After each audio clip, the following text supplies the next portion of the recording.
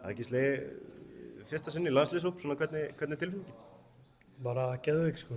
Þetta er bara besta sem maður getur hugsað sér sem íslensku fótboltamaður að vera í landsliðinu og bara mjög stoltur og ánægður að vera þarna. Hvernig svona atvikast þetta? Hvar varstu þegar þú fyrst bara að frétta þessu? Minn er að Arnar að hringdi mig þegar ég var í klippingu. Mistaði símtalinu og hringdi svo þegar hann tilbaka og hann sagði mér þetta. Það var ekki leiðilegt moment. Og fagnaðir eitthvað? Nei, ég hef bara keppa leik þann daginn eftir eða eitthvað, þannig að maður ætti bara að koma sér strax með á jöruna. En maður brosaði yfir daginn og svo þá maður bara að koma inn og standa sig. Er þetta fyrsta verkefni fyrir undankeppni HM 2026? Svona hvernig metur þú möguleikana?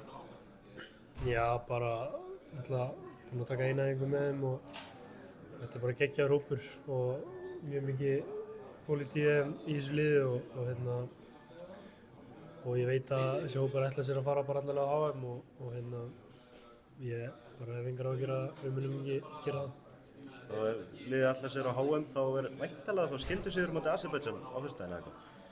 Já, ég held að þau eru allir á hreinskilni með það. Við erum að vinna á föstudaginn og ég held að það sé svo sem bara þannig að maður fer í alla leiki til að vinna á. Það er meiri möguleikar í sumum en á föstudaginn er klárlega bara leikur sem við verðum að vinna. Svo tekur kannski aðeins erfiðara verkefni á móti ykkur út í Frakklandi, það eru frakkar á döðunum. Já, það er öðruvísi leikur. Það er töluvert sterkara lið á blaði og það er kannski að fara svona öðruvísi inn í þann leik en við munum fara út og reyna að gera okkar besta og gefa þeim alveg leik. Þú ert vangaður fyrir þessa 2 leiki?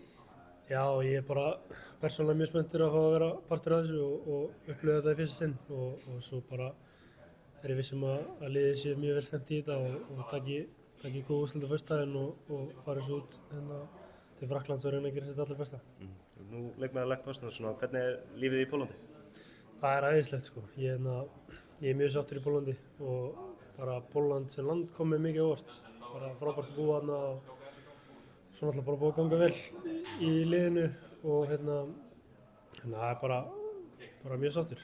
Svo far. Takk hérna. Takk hérlega.